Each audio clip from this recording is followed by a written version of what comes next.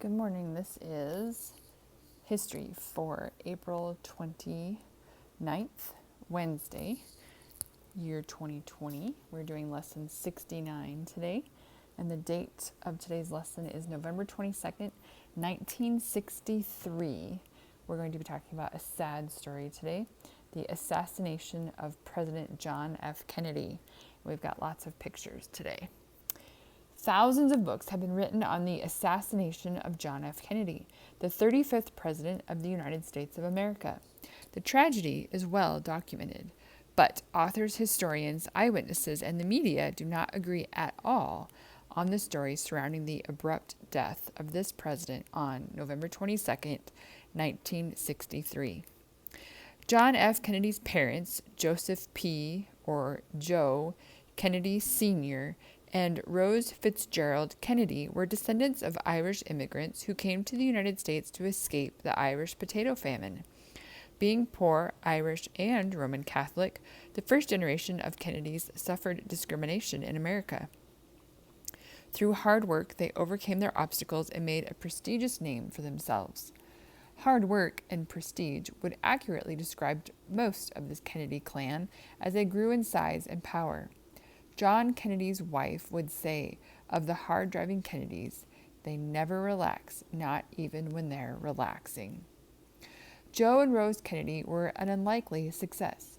Joe was quick-tempered and cared little for religion. Rose was a strong Roman Catholic, dutiful by nature and cold in personality. Together they had 9 children: Joseph, John, Rosemary, Kathleen, Eunice, Patricia, Robert, Jean, and Edward. They gave nicknames to each of the boys. Joseph went by Joe or Joe Jr. John, who is the subject of our lesson, was also called Jack and later by his initials JFK. Robert was nicknamed Bobby, and Edward was also called Teddy. Handsome and intelligent, Joe Jr., the oldest of the Kennedy boys, was expected by his father to be the future president of the United States. Joe Sr., a businessman who served almost 3 years as U.S. ambassador to the United Kingdom, was very wealthy and a bit overbearing. He was determined to see his firstborn son elevate the Kennedy family to an even greater status. To jumpstart Joe Jr.'s political future, Joe Sr. pushed his son toward a Harvard education and service in the U.S. Navy during World War II. John F. Kennedy, who was the second son, had a hard time following in the footsteps of his big brother. Though John eventually went to Harvard, he was rambunctious and far less attentive to his studies than Joe Jr. After Harvard, John grew more serious about his future. He enrolled in law school and published a bestseller titled Why England Slept. The book was about Great Britain's role in World War II. John followed Joe Jr. into the United States Navy and was, in fact, decorated as a war hero for saving the crew of his sunken patrol torpedo boat in the Pacific Ocean. And there he is in the Navy. With an injured back, John swam for hours with a rope in his teeth, towing an injured sailor to a deserted island. He swam days more from island to island to ensure the rescue of his team. Despite his recognition for bravery, John apparently remained in the shadow of Joe Jr. as far as his father was concerned. Knowing this, you can only imagine the challenge that John faced when tragedy struck and Joe Jr.'s plane exploded over London in World War II. With the death of Joe Jr., the hopes of Joe Sr. to have a son in the White House fell heavily onto the shoulders of John F. Kennedy. Less refined and less promising than Joe Jr., John F. Kennedy would, it seemed, need a lot of grooming for the task. With his eyes on the presidency, John Kennedy worked first at campaigning for the U.S. House of Representatives. At 29, he was accused of being too young to represent Boston's 11th district. He was also accused of being too privileged. But through down-to-earth speeches and much handshaking with the public, John Kennedy overcame the rich boy stereotype and won a seat in the House by a landslide. With eyes still on the presidency, John Kennedy tried next to fill a seat in the U.S. Senate for the state of Massachusetts. His campaign became a family affair, with his mother and sister Eunice hosting political tea parties and his father securing expensive television spots. John's first TV broadcast started off as a flop when the teleprompters failed to work, but John's bright smile and candid demeanor seemed to make up for the mishap. He won the Senate spot by 70,000 votes. While in the Senate, he authored Profiles in Courage, which won the prestigious Pulitzer Prize for biography in 1957. Behind the political scenes, John Kennedy suffered from poor health. Unknown to most of the public, he fought chronic back pain, Addison's disease, and other ailments. More than once, a Catholic priest was called to his side for prayer in the event that John Kennedy wouldn't make it through the night. John surprised everyone, except perhaps himself, each time he bounced back from death's door. He stubbornly moved forward in his career with the help of pain pills and a doting doctor by his side. Also by his side was Jacqueline Bouvier Kennedy, an attractive brunette who became John's wife in 1953, while he was still serving in the Senate. Soft-spoken, reserved, and educated in the classics, Jackie Kennedy added some balance to John Kennedy's lifestyle. She said, "I brought a certain amount of order to Jack's life. We had good food in our house, not merely the bare staples that he used to have. He no longer went out in the morning with one brown and one black shoe. His clothes got pressed, and he got to the airport without a mad rush because I packed for him." Joe Sr. adored Jackie and saw in her a budding first lady. Rose Kennedy, on the other hand, wasn't so approving. She and Jackie would be cordial to each other, but never very close. With a war medal, a Pulitzer Prize, a glamorous wife, experience in Congress, and the financial support of his father, John Kennedy aimed next to secure the White House. In 1960, he ran for president on the Democratic ballot and chose Lyndon B. Johnson as his running mate. Lyndon Johnson, a tall, outspoken, fiercely competitive U.S. Senator from Texas, didn't care for Kennedy's style, nor did Kennedy approve of Johnson. But the two seemed to need each other for the political gain and agreed to run together to get into the White House. No one at that time realized how important the choice of vice president would be. No one expected Johnson, at the age of 52, to outlive Kennedy, who was at the time only 43 years old. The 1960 presidential election was tough. Kennedy and Johnson ran against Republican candidates Richard Nixon and Henry Cabot Lodge. Being that Nixon was vice president at the time and a good debater, he was hard to beat. But Kennedy, in the first ever televised presidential debate, appeared far more composed and handsome than Nixon, who refused to wear makeup for the camera. But Kennedy did. With the promise of a new frontier for America and with connections through his father, Kennedy won the election by a narrow margin. The White House was his, and his father was proud.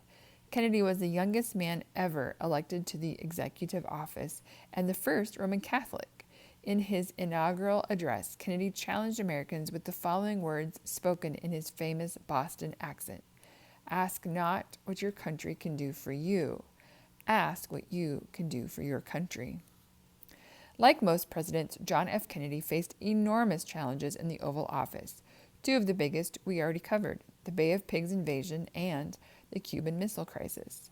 Besides those, Kennedy faced the heated battle of civil rights for African Americans. He fought world poverty by starting the Peace Corps, and he used his brother Robert to fight the Mafia. Along the way, John Kennedy had numerous personal issues. His health was an ongoing problem, and he struggled in his marriage. Jackie Kennedy also struggled in her marriage and confessed in later years that marriage with John had been difficult. But for the love of her husband, Jackie would hold the family together in public and give birth to 4 children, but only 2 survived, Carolyn and John Jr. The Kennedys would be one of the youngest families ever to occupy the White House. This fact, coupled with Jackie's elegant style and sophisticated taste in fashion, drew Americans into a celebrity-like fascination with the Kennedys. Though Jackie stayed behind the scenes as much as she could, she poured her appreciation of the arts and classical education into a renovation of the White House. With genuine antiques and time period furnishings, she made the White House much more dignified than it was. By all appearances, the Kennedy White House was Camelot, nicknamed as such for John and Jackie's favorite musical by the same name, which is based on the legendary stories of King Arthur, Guinevere, and the Knights of the Round Table. Camelot debuted in Broadway in 1960. John F. Kennedy was in office for only 1,000 days, half the time of most American presidents.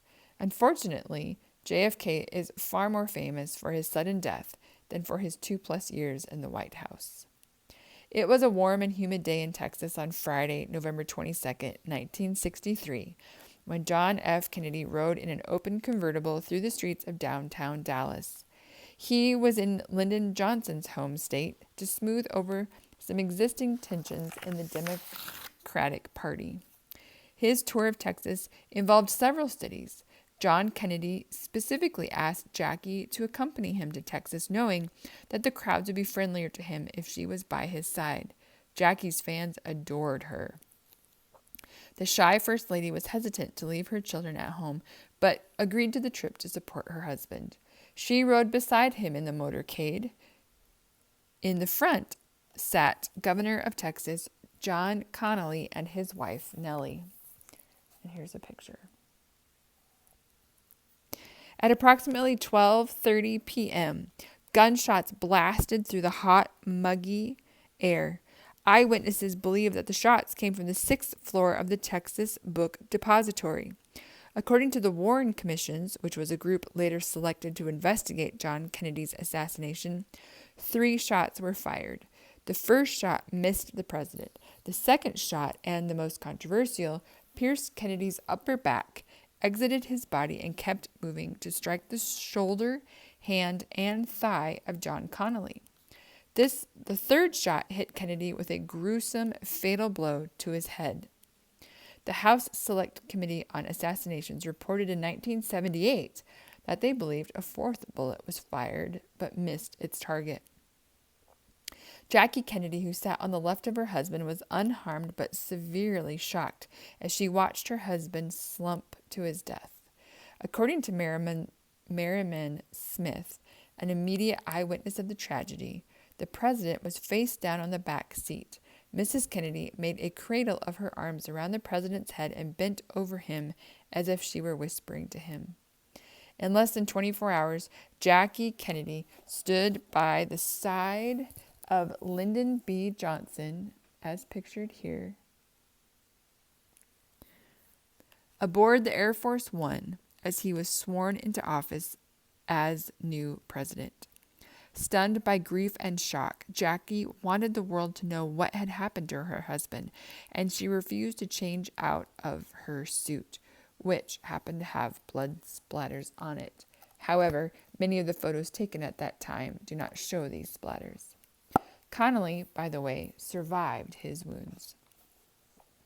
Less than an hour after the fatal shooting of Kennedy, a man was stopped on the streets of Dallas by police officer J.D. Tippit for appearing suspicious. The man shot and killed Officer Tippit and began to run.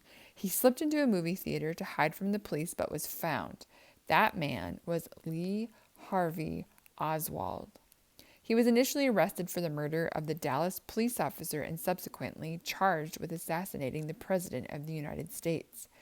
Just 2 days later, while Oswald was being transferred from a city jail to a county jail, a nightclub owner named Jack Ruby shot Oswald to death. Jack Ruby went to prison for his crime and died 4 years later from lung cancer. According to the Warren Commission, Lee Harvey Oswald had the means, the motive, and the marksmanship to assassinate John F. Kennedy. No trial was ever held, but official investigations by the Warren Commission and others concluded that Oswald killed Kennedy. Allegedly. Lee Harvey Oswald had a history of instability, moving about several states with his single mother and changing schools in the middle of the year, very much a loner and a self-taught student of Marxism. Oswald joined the Marines at age 17 and then defected to Russia 3 years later. The Soviet experience was disappointing. Oswald didn't receive the fanfare he expected as a disavowed American. After much negotiating with the Soviets, Oswald returned to the United States to live in Texas with his Russian wife and baby daughter. He was disillusioned with communism, angry at capitalism, and emotionally bitter toward life. On top of that, Oswald was financially broke and found it hard to provide for his family in Texas. He expected to be famous for his double defection. He defected once, moving to the Soviet Union, and he defected again by moving back to the U.S. But the press wasn't interested in carrying his story. Most people just thought he was weird. Wishing he was better known and fuming mad over American policies toward communist Cuba, Oswald tried but failed in April of 1963 to assassinate General Edwin Walker, an outspoken anti-communist.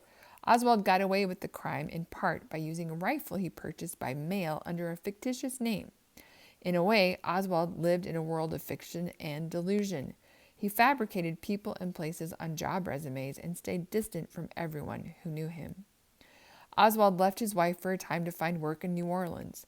While in Louisiana, he mingled with Cubans, both for and against Castro, and he claimed to be running a New Orleans chapter of the Fair Play for Cuba Committee, a pro-Castro organization. The only member of the chapter was Lee Harvey Oswald. Failing to recruit other members to his cause, Oswald contemplated a move to Cuba with a stopover in Mexico. He went to Mexico but never made it to Cuba because authorities would not let him in. According to his wife, Oswald moved back to Dallas in October of 1963 for a job at the Texas Book Depository. Estranged from his wife, who was pregnant with their second child, he only saw her on weekends. Oswald's wife found him more agitated than ever. Apparently, Oswald was considering the idea of sending her back to Russia without him. Knowing the background of Lee Harvey Oswald makes it plausible that he would assassinate John F. Kennedy. Oswald lived in Dallas. He was highly unstable. He had tried to shoot and kill a general. He worked at the Texas Book Depository, and his rifle was found on the 6th floor of the depository. 3 bullets were supposedly found that could have been fired by Oswald's rifle, and he was enamored with Fidel Castro, a well-known enemy of John Kennedy's. The Warren Commission concluded that Lee Harvey Oswald acted as a lone, crazed gunman to fire 3 shots at Kennedy, and that Jack Ruby took the law into his own hands when he shot and killed Oswald in a prison transfer. But that's just half the story. According to many others, Oswald was used and or framed, and Jack Ruby was instructed to silence him. From the first days after the tragedy, some believed there was a conspiracy behind the murder of John F. Kennedy. A conspiracy, by definition, is an evil, unlawful, treacherous, or surreptitious plan formulated in secret by 2 or more persons. The key phrase here is 2 or more persons. While the Warren Commission went to great lengths to prove that Oswald acted alone in shooting Kennedy once through the upper back and again in the head, there were and still are many who believe otherwise. As a whole, we call these wide and varied beliefs conspiracy theories, since none have been proven in a court of law. Though the term conspiracy theory has been sensationalized and may conjure up something that sounds far-fetched or worthy of the tabloids, it is conceivable that Lee Harvey Oswald had help shooting Kennedy or was framed for the murder. One of the major issues in the case is whether or not a bullet from Oswald's rifle could actually have traveled through the upper back of the president and struck Connally in 3 places. If it was impossible for a bullet to travel this path from the 6th floor of the Texas Book Depository, then that scenario places another shooter or multiple shooters at the scene of the crime. It's simple. If there was more than one shooter, then by definition, a conspiracy took place.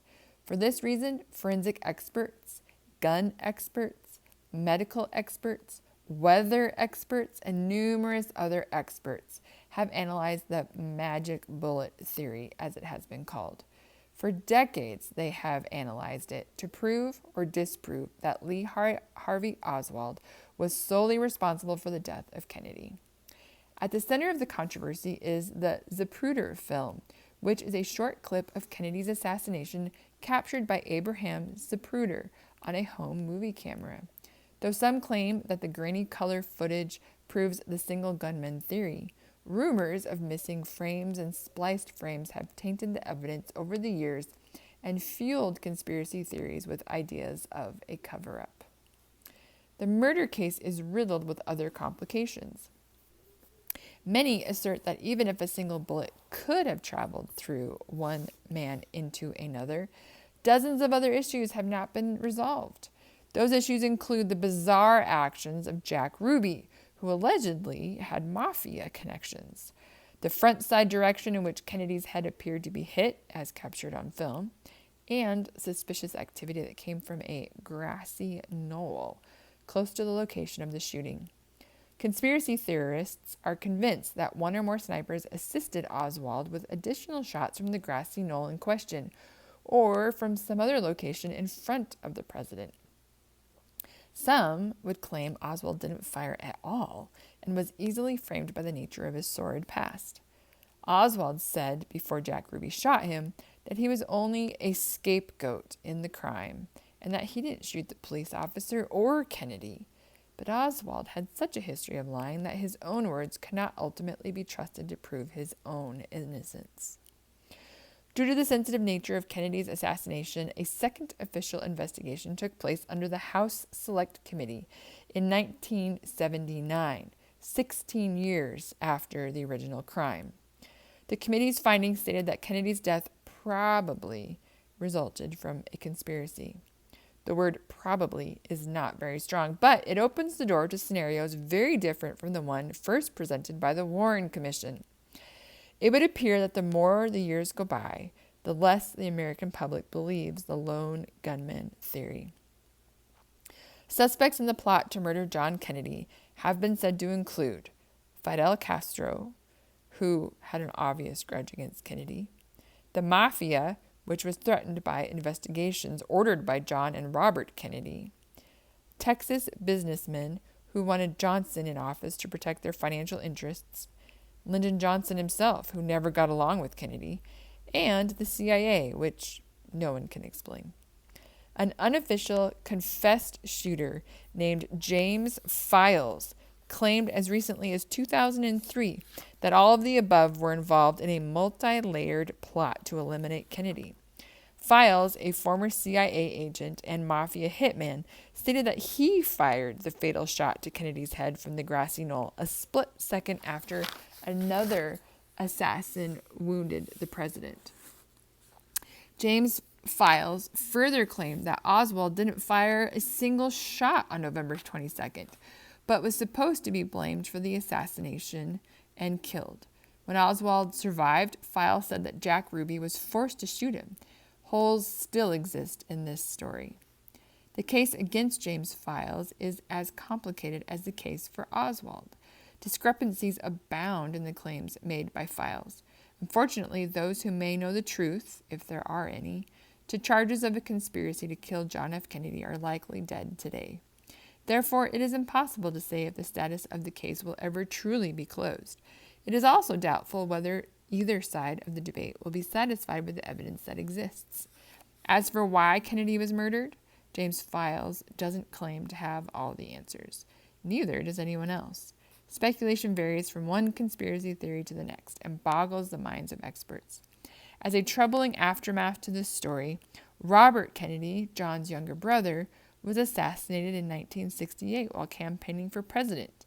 A Palestinian named Siran Siran was convicted of the crime and given a life sentence. Here's a portrait of John F. Kennedy. Unless new, undisputed evidence is made known to the public, Americans may never completely agree on the details of the assassination of John F. Kennedy.